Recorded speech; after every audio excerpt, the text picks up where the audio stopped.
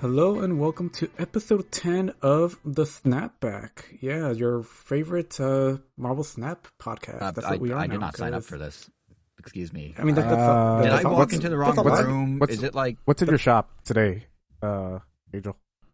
Today I had not a lot of good stuff, just a lot of them pixel variants. There was a bunch of the pixel variants. Yeah, the only cool was an America Chavez one, but I don't know. It's still kind of similar to the other one. I do. Oh, gotcha. I think I know which one you're talking about. I am actually trying to collect all the. I don't know who the artist is, but they all look very cartoony. Like, yes, I know which one you're talking about. Like they look kind of chibi, but more cartoony. They usually have no pupils. They're called like Jim Heb or something like that. I think so, but basically it's the same artist that did the art for Teen Titans. Oh, that's why it seems so familiar. Yeah, it's like the same artist, which I think is kind of funny that it's like very prominent in Marvel. Because I definitely associated with Teen Titans. You know that meme DC of John Travolta looking lost and confused, holding his coat? We've been telling you to play it. That's me right now, though. Yeah, I know I failed you. You were supposed to demo it a long time ago. And I'm not even saying I'm lost in the fact that, like, you're talking about Marvel Snap. I'm lost in the fact that this became a Marvel Snap podcast. I feel like I walked down the wrong hallway or something. We walked you through this last time. Nope. I think you probably tuned us out in the middle of our Marvel Snap. You definitely did not say we're going to be turning into Snapback. Well, I get to go through the runs. Great name, real quick. Great name, if that's what it's called. So if we may continue the Snapback. So this season we're in the Silver Surfer season, which is another, I guess, new meta card, kind of like Black Panther. You gotta say who's I haven't. No intros. Okay. I guess we should probably do that. Oh, you're right. Oh, that's right. Okay, yeah. So before we get too, because I mean, clearly we're so excited about Marvel Snap that we just completely forgot. Royal we, not literal we. But carry on. All right. So yeah, I am Angel. Your driver today. Sitting shotgun is Jason, and in Jason's the back, somewhere tied up in the trunk because this is this Marvel Snap podcast now. Kevin is shotgun. Well, Kevin said he wasn't sitting shotgun because he didn't want to get me sick. Correct. Yeah, so he's laying down in the back seat. Okay, so I'm shotgun, but I am. Yeah, you're shotgun playing Marvel Snap for me while I tell you what to play while I'm driving. Okay. Yeah, it's not that hard of a game. No, it's not. I just have yet to turn it on. I literally, if you could see my phone through the microphone, through sound. If you have sonar, if you're a bat and can see sound, you could see that I'm holding up right now the exact folder called Games where Snap is sitting. I just have yet to actually do anything with it. What else is in there? I'm curious. Well, actually, I was going to say a lot of Nintendo stuff, but that's not true because Nintendo has its own folder. I have stuff I haven't touched in a long time.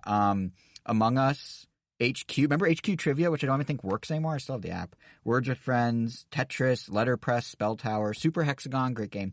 Part-Time UFO, little Nintendo time. Super Hexagon's fantastic. Dots, the Mr. Robot texting adventure, by which I mean... Dots? Yep, Dots. Mini Metro, Swing Copters, which I think was like kind of a Flappy Bird. Oh, I have Flappy Bird, but it doesn't work. I just kept it there as for memories. That's about it. I don't play a ton of games on here. Oh, Crazy Taxi Classic, which does not play well without actual analog stick. Robot Unicorn Attack 3, Jetpack Joyride, Fruit Ninja Classic. You can see what era I really was downloading these games in. Monument Valley 1 and 2. A lot of games on your phone. I do, and I don't play like any of them, but I have so much storage on my phone that's like whatever. You know what? Wait, keep going. You might as well just that's the highlights.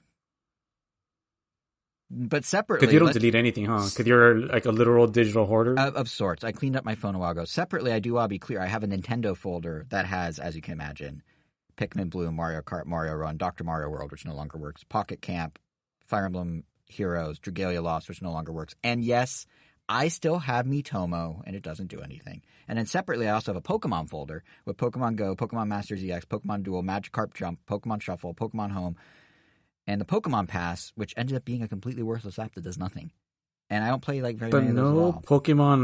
But no Pokemon Smell? You know, I don't need a Squirtle to tell me how to brush my teeth. Gotcha. Huh. Yeah. Yeah. Now, if Pokemon Sleep was a thing, I definitely need a Slowpoke to teach me how to sleep, but I don't need a Squirrel to teach me how to brush. Do you have as many games as Jason does, Kevin? Not even close. I think I have Genshin Impact, which I don't play. Super Hexagon. I think I have one game that's called like One More Line. And then, of course, Marvel Snap. I'm sorry, I'm congested. I hate this. So because it's my fault that we're recording on a Monday night. Because we were originally going to record on Thursday, but work came along to ruin my day. And then we were supposed to record yesterday morning, but then again, work ruined my weekend at that point. And in between the last episode and this one, my congestion went away. And then for the first time in like a year and a half, I was able to breathe. And now, because of how cold it was Saturday into Sunday morning, I am now congested again. And now I'm sick again as well. I hate this. That sucks. Yeah, poor little Kevin. That does suck. Well, at least you got your Marvel Snap, and I guess that's the only main one you would play on your phone right now. I don't know what other else is in your current rotation. That's pretty much it. Like, that's the only game that I play nowadays. Like, honestly, like I haven't played Apex in forever. I haven't played Valorant in forever. It's literally just pretty much Marvel Snap. I think Wait, but I would say the same thing. Wait, what? What's on your phone though? You asked us to go deep into these personal files.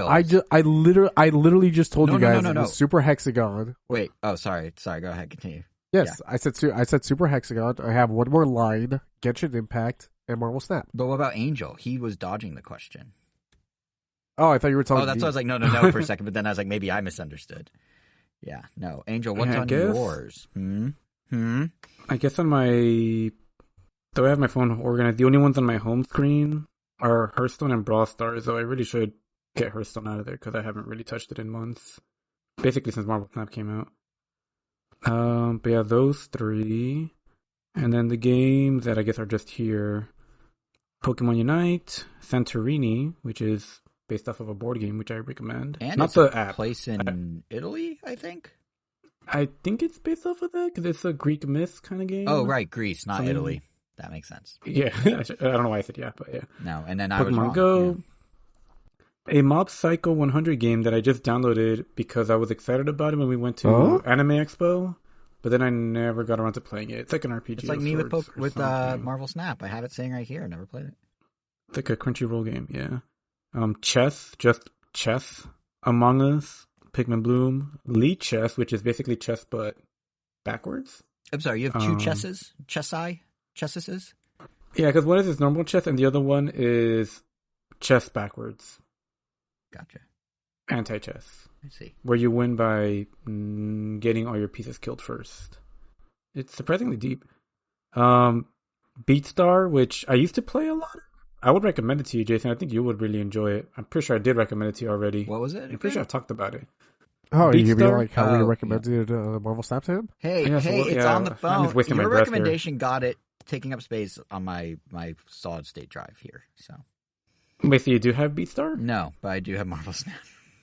I feel like myself up for just disaster on this episode. Well, Beatstar is literally just Guitar Hero, but with 3 rows instead of however many they have, 5. I feel like you did not tell me about this, contrary to what you say. And it's, it's just contemporary music. It has a little bit of everything.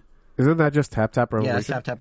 Yeah. Yeah, it's basically that, but like the music is like truncated a little. You're not playing the entirety of the 3 minutes. You're just playing like a minute and a half of the song. They just kind of like Tap Tap.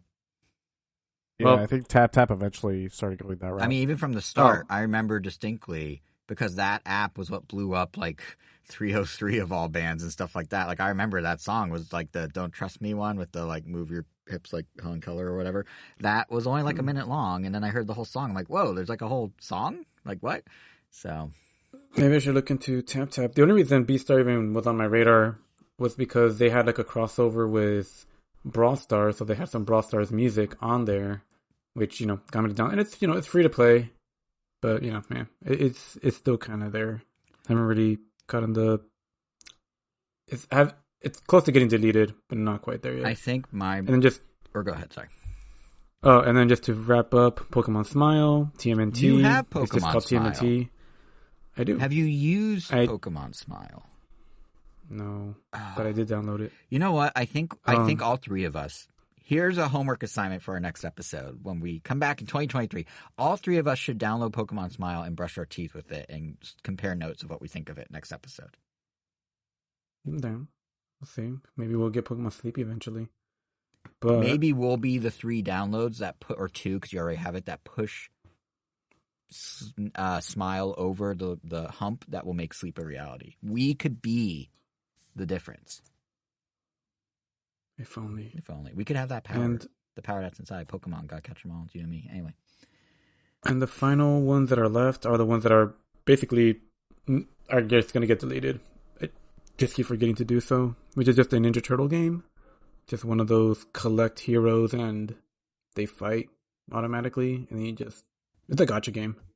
It wasn't really my cup of tea. Crash on the Run. That's getting shut down. Crash on the Run. So you're right. It is going to be deleted. Really? Yeah, they're shutting it down in February. They stopped in-app payments today. The day we're recording this, which is the 19th of December.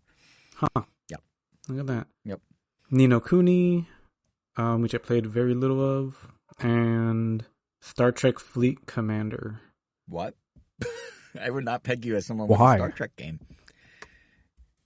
Why did I download this? It was because a coworker was being sponsored by them and needed people to download it and play it to a certain point for free so they could get like extra commissions.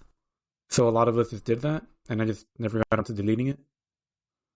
Okay. All right. So it's that Raid Shadow Legend money, but for Star Trek. So it's like helping a homie out. But yeah, that's all I got on my phone. But really, it's just Brawl Stars, Marble Snap, and Hearthstone that ever get turned on. All right. Well, never mind game. What's your most used app? If you had to guess. Actually, you could check if you go into your Barry history. But what would you guess your most used app is? YNAB? I'm sorry, what did you say? YNAB? WNAB. You need a budget? Oh, you need a budget. I didn't know that they had an acronym for that. You know, balance checks books and all that fun stuff. Oh, how do I check this thing? If you go your settings and then battery, it will list out your most used app in the past week. Unsurprisingly, mine is Tweetbot. Might be YouTube, actually. Mine is Tweetbot. 20% of my Barry life goes into Tweetbot. Oh, of course. It's Marble Snap. 24% Marble Snap. Then it's Brawl Stars at 13%. Then it's YouTube at 8%. Then Chrome at 8%. And it just kind of goes down from there. My most played game is Pikmin Bloom at 13%. Why not? Wasn't top 10? Yeah, so you're kind of right. Kevin, where yours rank, if you're willing to share? Hearthstone doesn't even... Wow. I use a lot of Chrome. Fair. Not Chrome, I'm sorry, Safari. Okay, yeah. Man, I've come a long way. Hearthstone is literally all the way at the bottom and doesn't even have a percentage next to it. You know how you can tell I'm addicted to Twitter? So Twitter's my number one app because of Tweetbot. But then if I go 1, 2, 3, 4, 5 apps down, I have regular Twitter also in my top 8 apps. I use both of them so much that they both overshadow things like email or texting. The default iOS email app is terrible. Do you use that? It's not great. I'm really bad at managing my email these days. I used to be an Inbox Zero guy, but I have 50,000 unread emails. Terrible. Yeah, I'm a horrible person. I like the default iOS mail app, but I've worked with it, or at least I dove into it pretty deep to make it work for myself really well. So at least the way I have it set up, it feels very convenient just because it's piping through like 4 different emails. And it keeps them nice and organized. Yeah, I have like a few different email addresses for different types of emails. Like I basically never have to go to my Gmail or my other Gmail or my other Gmail or my other Gmail. But yeah, that's the iOS life. And I guess just to be fair to Jason, I guess we'll put a pin in the snapback. Maybe we'll get that going once Jason actually plays the game and succumbs to its, I guess, its addictiveness. It's for now, I guess I'm curious how addicted I become because I've never, outside the Pokemon Trading Card game, which by the way, they're getting rid of the yellow borders on Pokemon Trading Cards in the U.S. R.I.P. Really? Yellow borders. Yep. They're making them the same as they are in Japan, so they could do one set of art worldwide and have it look consistent. But anyway, mine is that. I haven't actually played a whole lot of collectible card games, so it'll be interesting if Snap clicks with me, or should I say snaps with me? Huh? No? Okay, I won't say it. Yeah, we're definitely not doing the Snapcast with them. What was that? Yeah. I feel like I'm just shaming myself this whole episode. Bad jokes and all. Yeah, so I guess we'll just go back to whatever it is that we were, randomer Nintendo. Yeah, so not much happened on my end except for, the Game Awards, which is Yeah. a pretty big thing. I actually went for the first time I don't remember the last time I went. I know I went for the very first one with you. I don't know if I went to the second one. Or how many I even went to before I stopped going. I mean, you've been to all of them, so you could probably I've been to tell all me the how LA many ones. times I went. I didn't go to the Vegas one the first year, although I watched it with you in your room, if you recall. Well, since they were in LA. Yeah, and I didn't go, obviously, when they closed it to the public. But yes, I've been to all. I'm trying to remember when I think you definitely went for only one after party and then left halfway through the after party. I remember that. Then I might have gone to 2. You might have gone to 2, because I think the second year you didn't do the after party. Yeah. Yeah, and then the third I just didn't go altogether. But, I'm proud of the game we worked on, so of course I was gonna go and just just be part of the hype with everybody, and just just for all the other games as well, because there was surprising amounts of other competitions that I didn't even really know about. I don't know. I know we talked about it last time when we were going through the nominees, but I'm legitimately very curious to play a Plague Tale. I still really want to play it, but I guess I'll have to play it on PC eventually. It's on Switch on the cloud. You can cloud stream it if you wish. I was about to say oh, really? But I mean, I guess that's fine. Maybe. No, I have a PC. And also, because we have to shout him out every time we talk about it, Kurt, our listener Kurt, is the one that said in a tweet to us that it's on the cloud on Switch. So I feel like we have to credit that to him for pointing that out. But I mean, that's awesome that people on the Switch will have the option. Like so that's me. Cool. Yeah. But I guess in the midst of all that, we also had Wave 3 of Mario Kart tracks, which is awesome. Let me ask, do you want to start the Game Awards, or do you want me to... Because I think I'm the only one that played Mario Kart, right? But all three of us watched. Then we should just start with that, though we could just end with everybody talking. Okay. Yeah, because I'll be honest, I've spent a good amount of time playing the new tracks in Wave 3 of Mario Kart. I just saw the trailer. I haven't even really played the second wave. I've just been both of you. But I really, really want to play understandably for work reasons, but both of you are missing out on a whole onslaught of stuff going on right now. Because there is the Mario Kart Wave 3, but there's also it's not even work anymore. It's just the moving. Well, fair. Okay. But yeah, you're missing Mario Kart Wave 3. There's Splatoon 3's Chill Season. There's Golf and Switch Sports. There's the Maximus Cup came back. Wait, what was the second thing? Golf and Switch Sports and Splatoon 3's Chill Season. The Maximus Cup and Tetris 99 came back from the dead. I'm very happy about that. But the zombie return to that this past weekend with a Kirby themed one. There's new Genesis games in Switch Online. There's new events in Fall Guys and Rocket League right now. There's a new season in Fortnite. If you're a Switch only gamer, there's a lot to do right now. It's all these updates to existing games all at once. I wish I had a clever name for it. Oh, I do have a clever name for it. It's DLCember. Just change the E of December to an L. It's perfect. Anyway, but yeah, the one that I've actually been playing of all those. So you're not just... I don't know if I'd use perfect as the word. But... it could be perfectly awful. It could be perfectly great. Perfect doesn't mean it's... I don't know. Anyway, point is... Perfect only means one thing, Jason, and it's not that. I'm pretty sure it is, but we can agree to disagree. But no, the one that... Perfect. Okay. The one that I've been playing the most time into, is Mario Kart. So whatever, pick your poison, but Mario Kart definitely has been a strong one. So Wave 3, they have 2 new cups. You said you saw the trailer, but just for those who haven't seen it, to run through it, there's the Rock Cup that includes Tours London Loop, Super Circuits Boo Lake, Seven's Rock Mountain, and Wii's Maple Treeway. And there's the Moon Cup with Tours Berlin Byways, DS's Peach Gardens, the quote-unquote new, but also already in tour, so not really new, Merry Mountain and Seven's Rainbow Road. And no, I did not memorize that. Yes, I have them listed in front of me. I'm not that crazy. But I do think, of course there's stronger tracks and weaker tracks, which I'll get into. But overall, I think it's probably, I'm finding it to be the most well-rounded of the waves thus far. It really starting to feel like the developers are not developing these waves locked up in some dark dungeon with no contact to the outside world. A lot of these tracks feel like they were built on what worked in earlier waves and sort of like course corrected perhaps what wasn't as popular among fans from those waves. Oh, course corrected. Ha! That one was non-intentional, unlike DL but anyway. You could tell. Yeah. That one was good. Wow. I mean, you're right. You're right. My genius is at work when I don't even realize it, and I shouldn't try and push too hard to make it happen. You're right. But no, what to the point I was trying to get at, though, I think where like the tracks, like where it really jumps out that they're finding their groove, I guess you could say, with Wave 3 is how they went about like revising the tracks to fit into Mario Kart 8. Like one of the common, I think, reactions to the earlier waves that a lot of people has that the tracks didn't necessarily feel native to 8. Like they kind of just felt like they're totally tacked on. You know, a lot of them were flat. They didn't have anti-grav mechanics at all. They barely used flying or underwater.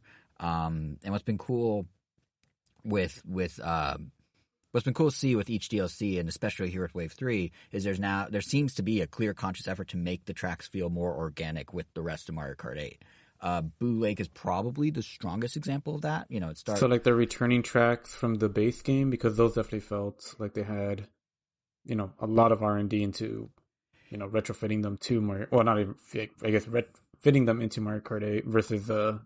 I guess, initial wave of this DLC. Yeah, that's kind of what I mean. Is like, so something like Blue Lake, what I was starting to say is like something like Blue Lake, you know, that starts a Game Boy Advance track, right? So very flat, just kind of there. But here, like, they added a lot of verticality. There's portions that are underwater and have anti-grav at the same time. There's just this huge visual overhaul that makes it, you know, that has some personality instead of just being kind of flat. Like, it's not pixelated, obviously. Like, it just feels like an entirely new track, even though it is based on the rough shape of a Game Boy Advance track.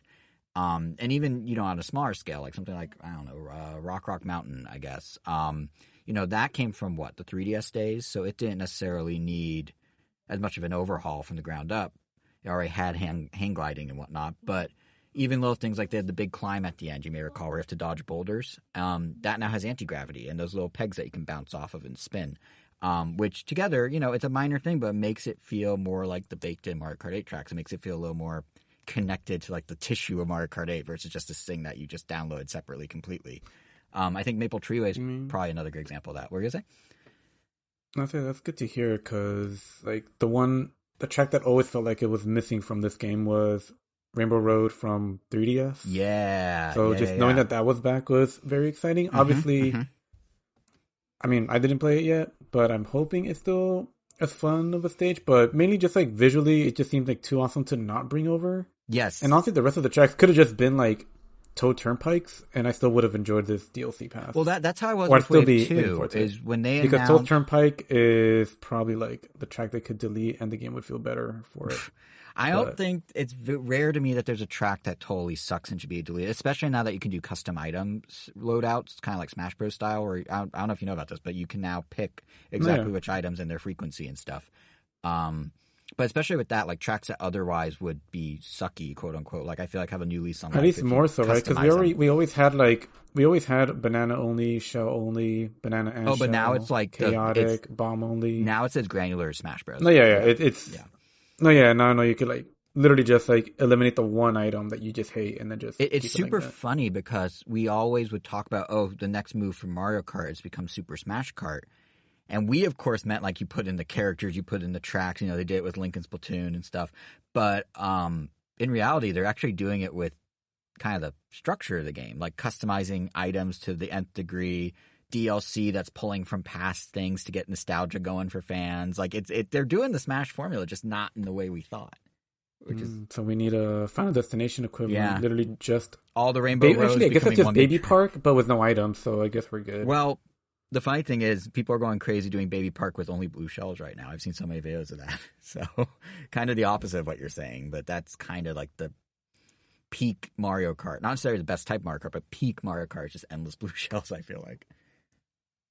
I mean, actually, it sounds kind of fun. Right? Like, just kind of like a jokey thing? Yeah. For most of the race, like, yeah, let's make the third lap pretty intense. Yeah.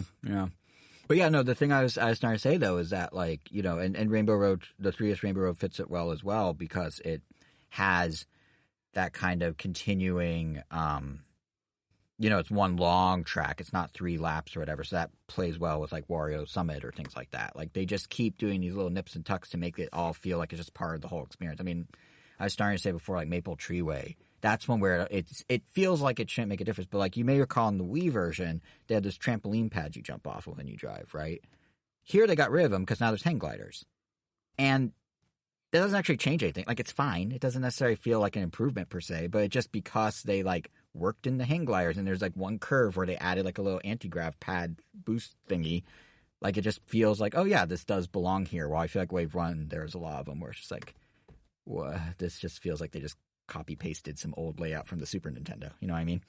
But the coolest thing in my mind about this is to bring all the tracks together, there's this other element that's quickly becoming a staple of Mario Kart 8, or at least across the DLC of Mario Kart 8, which is the idea that every lap has an alternate route.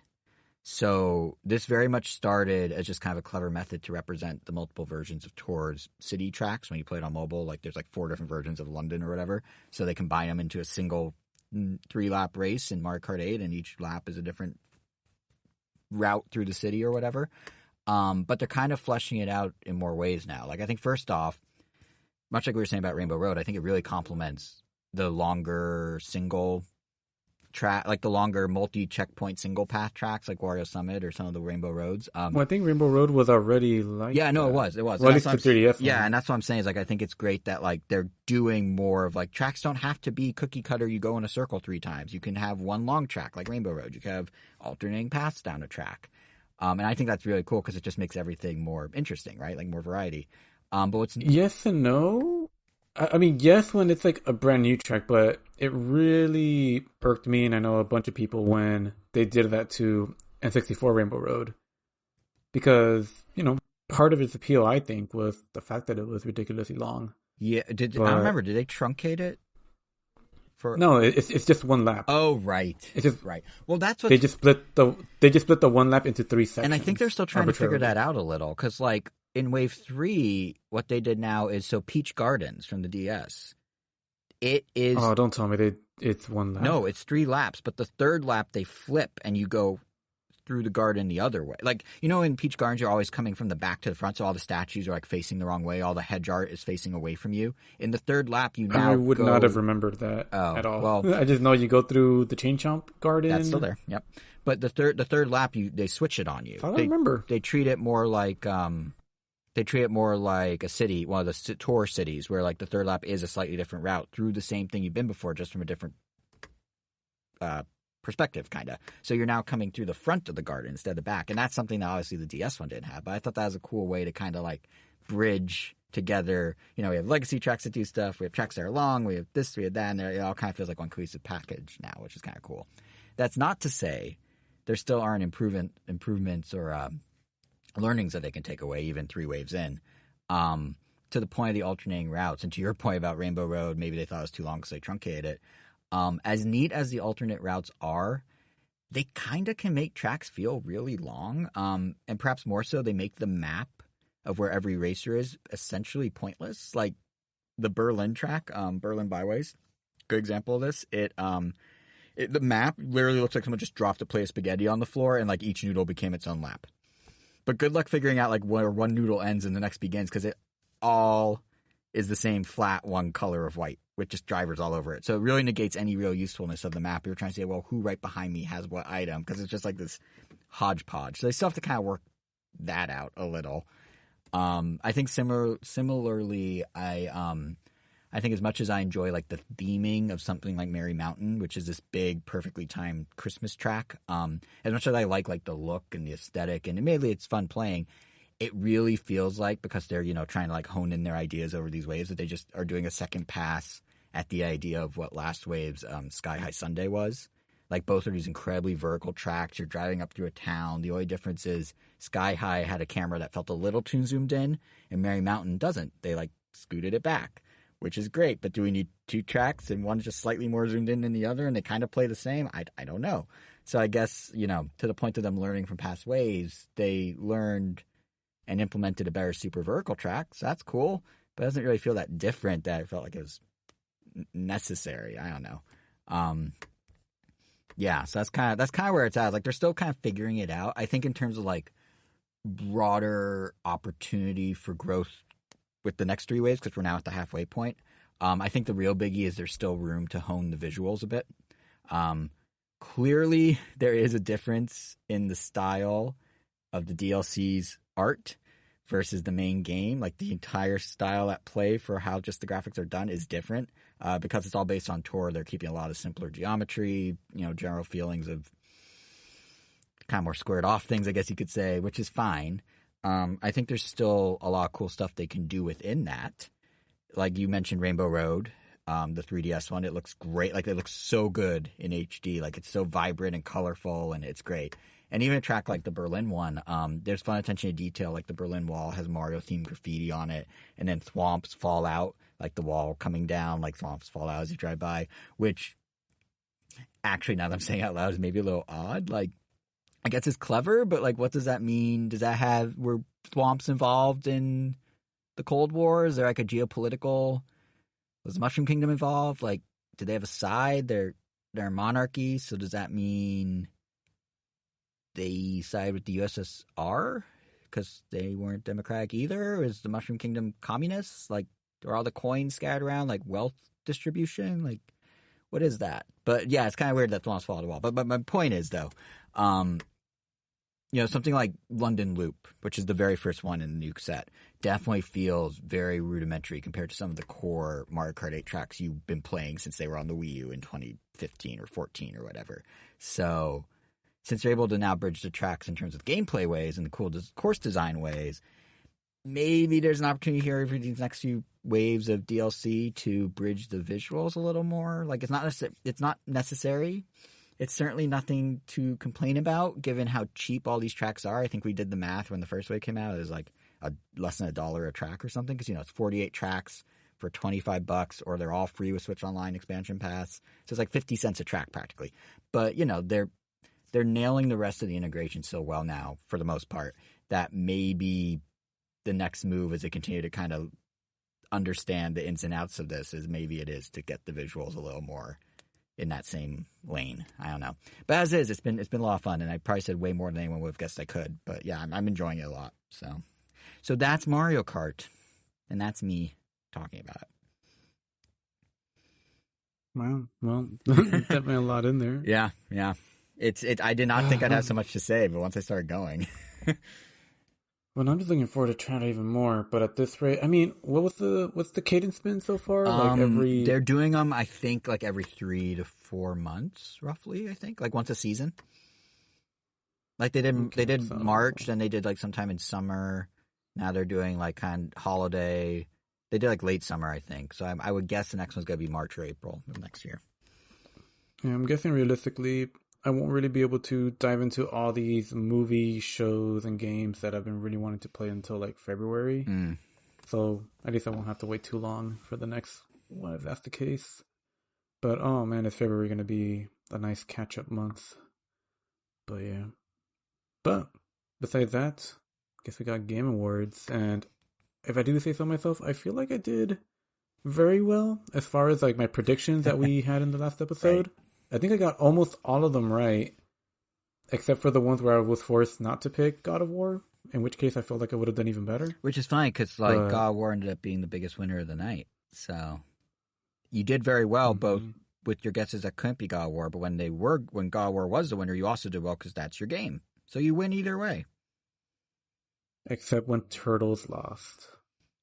We can't win them all, but still though, when they announced the win for Best Family Game and they said Kirby, I was like, oh, I knew it. Those suckers, Kevin and Jason. I mean, go drink. First of all, nice pun, those suckers, and we're talking about Kirby. That's beautiful. But secondly, of course, Forgotten Land's a great game, and like I was saying last time about like Splatoon's not a family game in the traditional sense because like you can't all crowd around it. Like Kirby's perfect. It has a co-op mode. Like there's a journalist who works for Axios for Kotaku. Then why didn't you pick it? I did pick it. Thank you very much. Did I? Could have thought you picked Splatoon. No, because I went a whole tear about how Splatoon doesn't qualify. Now, if someone wants to go back and listen and correct me, and maybe I'm doing revisionist history here, this episode's already full of me being wrong about things and shaming me about things, so go for it. But I'm pretty sure I picked Kirby. But otherwise, I mean, besides that, I mean, I've already alluded to the fact that I only went the first 2 years, then just kind of dropped it.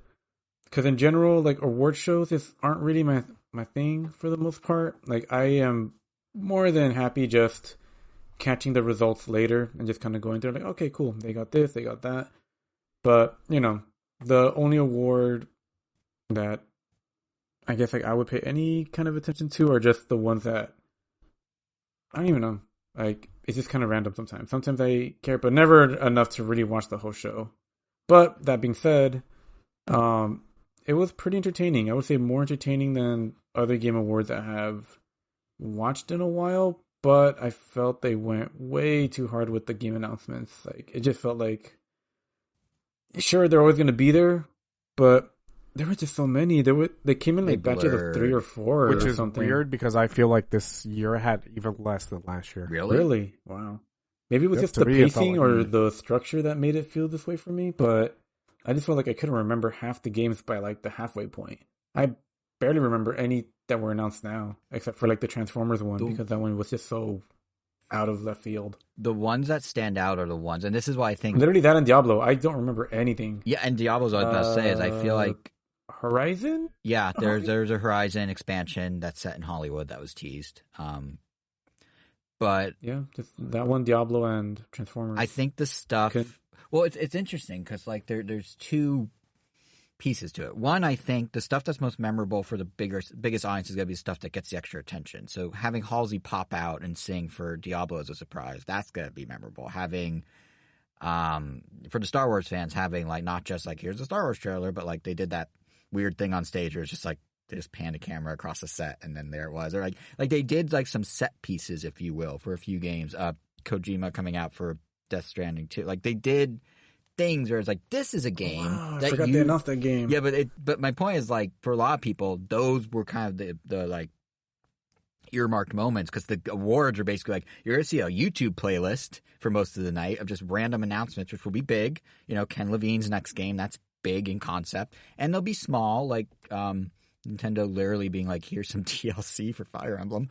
But there's gotta be that scale. But the ones that like I think they were really positioning to stand out, there were only like 4 or 5 of those. And I think those did, for the majority of the mainstream audience tuning in, probably actually stand out. So if they could shed a little of the YouTube playlist, where they literally weren't even intro games, they just did like you said, Angel, like world premiere, just back to back with no, like literally just like you're watching a commercial break.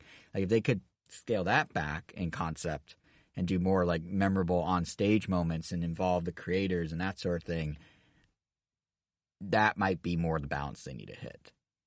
But at the same time, kind of the problem is everyone wants to be part of this now because fact is this thing's viewership this year was 20% higher than a year ago, 103 million live streams. That is within spitting distance of the American viewership of the Super Bowl, which is crazy in concept. It's the Oscars last year had 15 million. This had 103 million.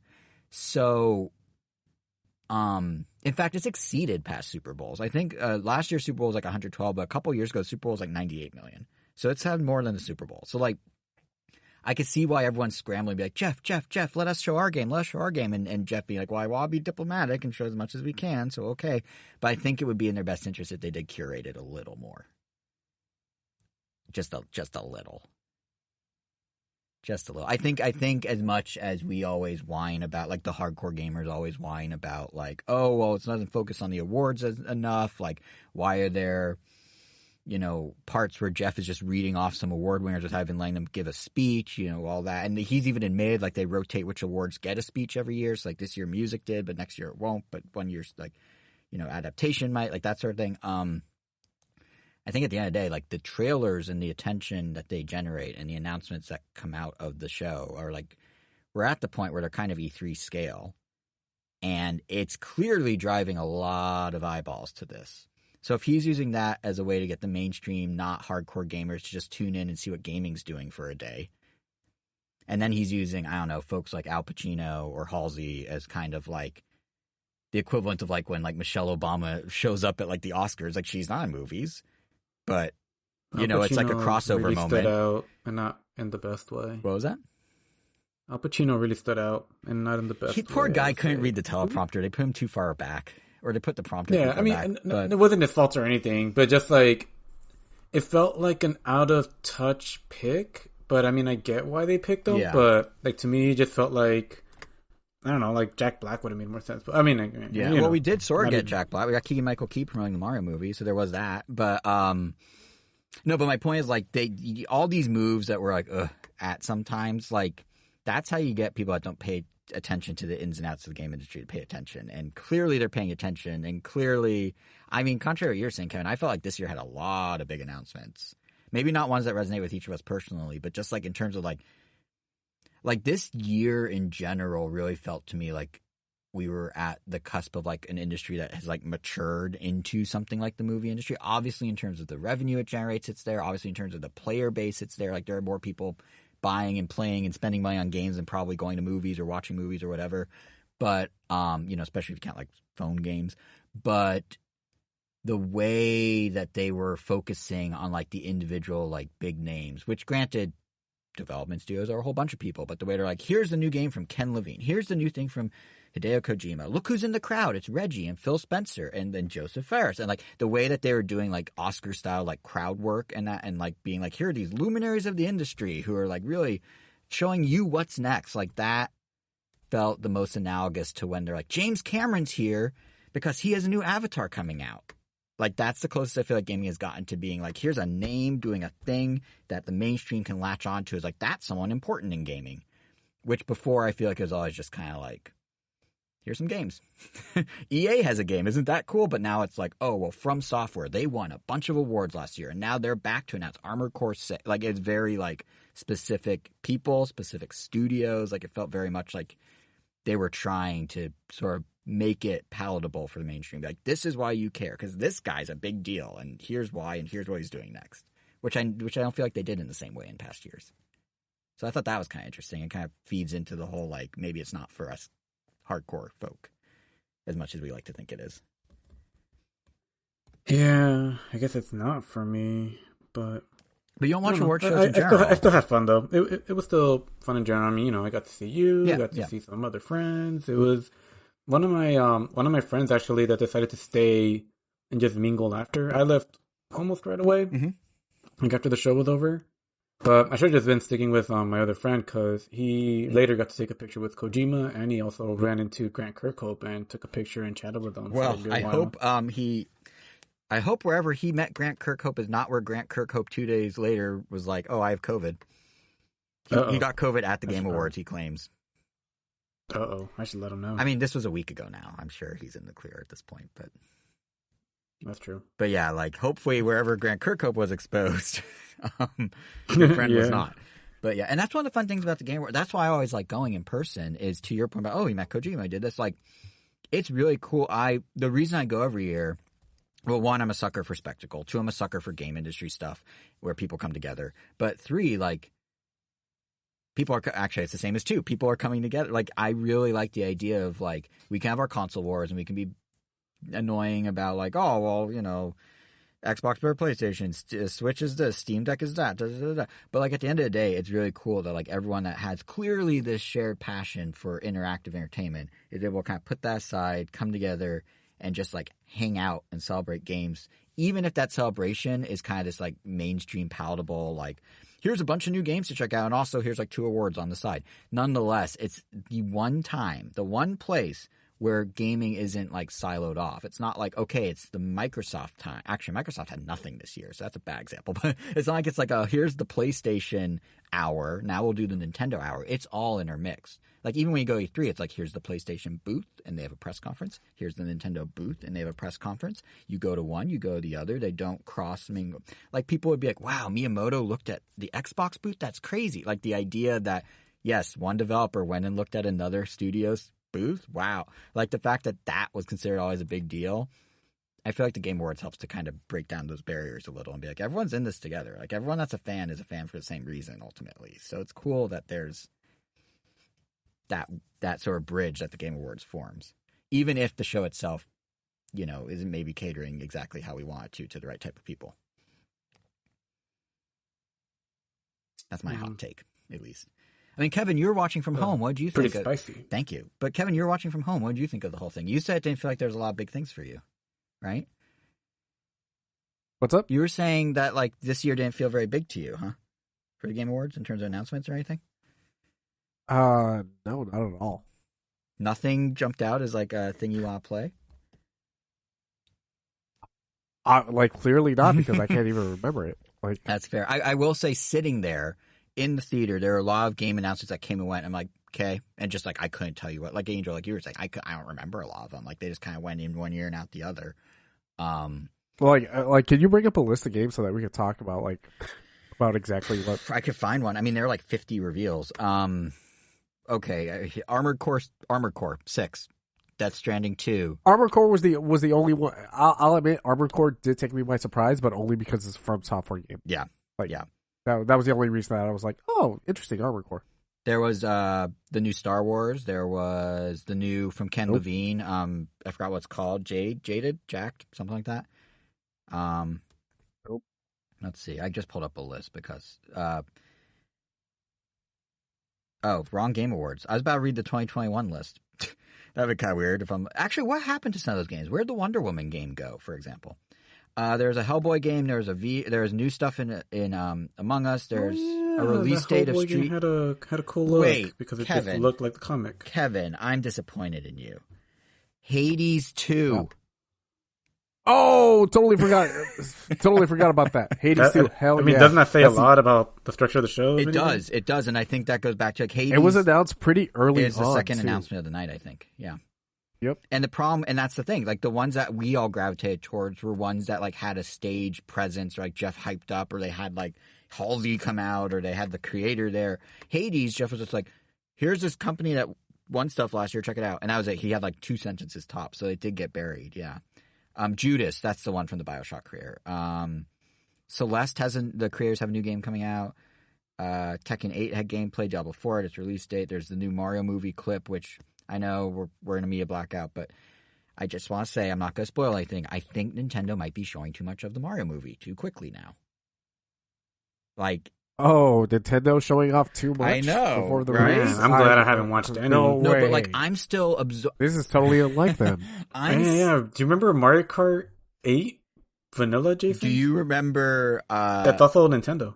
They literally that's true. Showed everything. They literally did. They did. Everything. They literally walked us through all the menus about a month before it came out. Yeah, but I think with Mario, I was kind of like, oh, this is nice. We have a trailer. Oh, a second trailer. That's cool. Oh, now we get a clip 2 weeks later. Oh, now there's like McDonald's commercials with more footage already out in like Japan and Portugal. Like it's just going so fast. The movie's not out for 7 months, 6 months, 5 months. Wait, I can't math. The movie's out in 4 months. It's out in April. But yeah, just like we went from 0 to... They have Times Square ads already with footage running. It's not out till April. Like it's slow your roll, Nintendo. But that was obviously there. Crash Team Rumble, which... Well, that was kind of interesting. But it was like Fall Guys Crash style. But considering they're shutting down a Crash game literally today, they announced, like we were saying before. I don't know how long that one's going to last. Final Fantasy 16 got a release date. Those are some of the biggies. I mean, Transformers. That trailer, that was a swerve. I was impressed at how well they faked out with that, or not even faked out, but defied expectations. I mean, my takeaway went from like, and obviously nothing against these games. It's just they start to blur into each other when you're seeing this many, or just like in general, like, oh look, it's like another like high sci-fi, I don't know, shooter action game or something. Like it just seemed, as pretty as it looked, it just looked generic. And then it wasn't until like the Transformers thing got shown at the end, I was like, oh, suddenly this became interesting. It's like I almost feel bad, but at the same time, it's like, but it's awesome. There's a part of me that has to imagine there is a game like that for a lot of the audience, where like, because a lot of it blur, even the nominees. Like, let's be honest, there is a type of game that the Game Awards gravitates towards. Big, narrative-driven, maybe some hints of like stat boosting. Like kind of similar art style, maybe like kind of real, but with some like mythological flair. Like there is a type of game that they gravitate towards, which in part is because that's where the industry gravitates. but it's kind of a vicious cycle. So we see more of those, and then we see more like a lot of shooters that look alike, and then like the things are very kind of cookie cutter. So when things break through, it's either because they really look different or because they personally resonate with someone. And I guess that's maybe Jeff's thinking is if you have a million game announcements and you do 3 back to back, everyone's gonna find a game or two that they're like, well, would you look at that? Like a Hades 2 for Kevin, or like a Transformers for you, or I don't even know what it is for me. I'd have to think about it. I thought the Diablo reveal was cool, but I don't care about Diablo as a game. So, but like, there's something for everyone if they do it that way. But yeah, it did kind of blur. You're right. Good old Jason. Actually, you know what I'm kind of disappointed by? I'm not gonna lie. Well, not disappointed. That's not the right word. Nintendo had a lot going on, but also a lot that like. I mean, first of all, they had a good year for wins. They won 4 awards this year, which I think might be the most they've won in a single year. They got Best Family Game for Kirby, like we were saying, Best Action Game for Bayonetta, Best Multiplayer for Splatoon, which that was a cool surprise, and Tears of the Kingdom, Zelda got Most Anticipated. Announcement-wise, I don't know where I sit on that. Like, it's fun because we made predictions last episode, right? And I think we all said the words that ended up being what happened, but we, or at least I, did not mean those words in the way that they happened. Like I said something, I was like, oh, there's gonna be something gamer facing like Bayonetta, and oh hey, there's literally a new Bayonetta. Like Bayonetta got a spinoff, Bayonetta Origins, Syriza and the Lost Demon. I said the words Mario movie, but I meant it under context of we just got trailer. There's no way we're gonna get something else. And then there was Keegan-Michael Key with the clip from the Mario movie. And like I said, it looks great. But like the only thing I didn't say, although I thought about after we recorded, was maybe we get something Super Nintendo World related, like an opening date. Sure enough, it didn't show up at the show per se, but within a week, we got the opening date, February 17th. So like, I feel like two things. One is Nintendo really seems to be continuing to ride the momentum of what they already have, which is interesting. Like they're not showing us anything new. Like, even Bayonetta Origins is riding on the back of Bayonetta 3's hype. In fact, small spoiler, in Bayonetta 3, there's actually a way to play what amounts to, like, a prototype of the gameplay of Bayonetta Origins. But the only thing that was even kind of maybe a surprise, but again, was riding off the back of something we already knew, was the Fire Emblem expansion pass news, which, I mean, if there's ever, I kind of joked, I think I said this before, but if there's ever a reveal at the show that nailed the idea that the show felt like a giant YouTube playlist, I think it was probably the Fire Emblem Engage expansion pass, because that would have for sure been a tweet and a YouTube upload if there wasn't an award show happening around the time they decided to announce it. Like maybe Nintendo thought it would get something like a crowd reaction because there's some popular characters in the DLC. Like there was kind of a mini holler of sorts when they showed the Three Houses trio in the theater, but yeah, like that was weird. But did Engage come out already? No, it's not out till next month, but they're already in the middle of the hype cycle and promoting it. So again, this didn't feel like it was like a reveal. It was just like, oh yeah, we know Engage is coming. Here's a little more to know. Like it didn't feel like nothing Nintendo did felt like new. You know what I mean? Like it was interesting because they did a lot. It's probably one of the busiest Game Awards they've had. They had essentially 3 announcements. I think they previously only maxed out at 2. But again, it didn't really feel like it had much weight behind it because it's all stuff we kind of already are in the midst of experiencing. So I don't know. That was weird to me. What did you guys think of Bayonetta though? The spinoff. I mean, it looked interesting enough. I feel like if I had gone around to actually playing through the Bayonettas, I would definitely be into it because I definitely enjoy the games. It just, unfortunately, the timing has just never worked out where I just get to finish it, or maybe that's just, I don't know, something about it. Which is funny because in the game you can manipulate time to your advantage, so you can make things work in the time you need, and yet here you are. Yeah, unable. It's sad. Yeah, naive angel mode. I was trying to remember. I think because I was playing on the hardest difficulty, I think I got stuck on a fight for a while, and then games just started coming out, and right, time and all that. But this one's almost like it almost has like an Okami vibe. It's like a storybook, watercolor. Yeah, it looks really cool. Yeah, it's pretty. Yeah. I remember, Kevin, did you ever really play Bayonetta at all?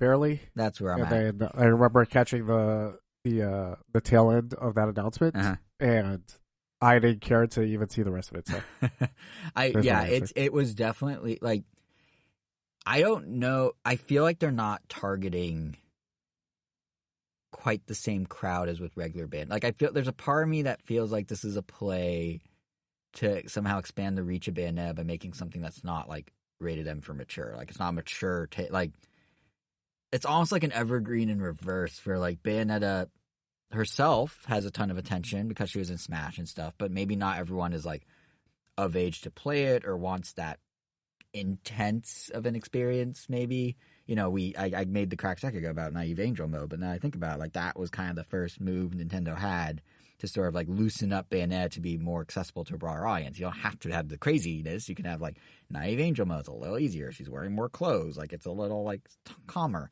But I feel like a teen-rated spin-off is kind of another angle of the same idea, right? Like cashing in on sort of the cultural cachet of the Bayonetta brand, but in a way that's actually kind of family-friendlier, sort of. And then, theoretically, if it works, now as these people play Origins and get a little older and maybe do want to kind of expand into regular Bayonetta, all 3 games are on Switch already. It's like kind of a weird, it's like a, I don't know, it's interesting. I don't think Nintendo's done something quite like that before. It's like the whole Blue Ocean thing, where like they went from like the Wii to the Wii U and the DS to 3DS, and it's like, oh, first you were Blue Ocean, then we're going to slowly make you a gamer. We're going to like bring you into gaming with these like kind of little baby steps. It's like the Bayonetta version of that, kind of. So I'd be really curious how the game does and who it actually like is picked up by. Like, is it going to be core fans? Is it going to be new fans?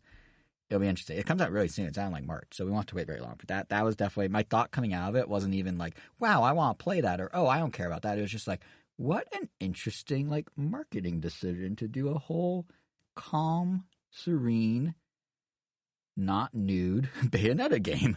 So yeah, we'll see what it turns into. But that was maybe the most interesting thing. Even then, it's still running on the coattails of Bayonetta 3, so it wasn't that exciting. But yeah, I feel like I'm rambling about Bayonetta now. Sorry, guys. I just had that thought. Was there anything else at Game Awards though that we wanted to talk about at all? Animal was cool. Yes. I mean, that is what you've been missing. From the spot I was sitting at, I was able to see the puppeteer, so that was a really nice treat. Just seeing them in action, actually emoting with their face, and when they were done, like just watching, you know, Animal basically look like he shuts down like a PC, but still, it was weird because it's almost surreal. Like, it looks like he like went to like he got put in on like in a trance where he just like went to sleep. It didn't really look so much like, oh, it's just an inanimate object. Like, I don't know. I feel like you're spoiling. It's freaking awesome. Have you noticed whenever people interact with Muppets or talk about Muppets, they never acknowledge that they're actually puppets? I feel like you just like broke some like you did. That was a cardinal sin of Muppetry, that you reveal that there's a puppeteer, even though we all know. I could not see the puppeteer from where I was. I will say though, that's something you miss. What puppeteer? Yeah, no, he's alive. He really exists. He's like Santa Claus. No, but that's the thing you missed by not going to their Game Awards, Angel, is Jeff Keighley has a soft spot for Muppets. So Beaker and Bunsen, Animal, Gonzo, I think, and maybe one other. Like, I have been graced by the presence of many a Muppet. But no Kermit. I don't think Game there's Awards Kermit. isn't quite there yet. No. Yeah, it's all the side They characters. can't afford them. That's a good point. That's when you know they'll make it. Yeah, They made yeah, it. that's the sign. I also was graced by the Sesame Street Muppets when I was at the Macy's Thanksgiving Parade in New York. So I'm really like, never mind seeing celebrities, seeing Muppets and Sesame Street characters is like, that's when you know you've lived a good life, when you've been able to hang out in the present. I mean, I would breathe argue the air that's of the true. Muppets. I don't know if you're saying that facetiously, but No, I'm in some saying way, it half serious. it's just Like, there's it's not something kind of magical about the Muppet. Like, it's like there's very few things that adults and kids alike will both equally, like, you know what I mean? Like, there's like almost like a weird respect adults have for the Muppets. So I say it somewhat sincerely. I say this as somebody who, well, I have never been a Muppets fan. I didn't grow up with the Muppets, so doesn't really do anything for me. These guys. That's fair. I used to watch the reruns of the Muppet Show on Disney Channel all the time as a kid, which I'm now realizing between that and all that, No wonder I'm such an SNL junkie. Like, I watched all the, like, riffs on SNL that involved children and puppets. So, of course, as I grew up, I'd switch to the normal version. It suddenly makes sense. I feel like I now understand why I am the way I am. Wow. What an eye-opening recording this has become. That's soul searching. Seriously.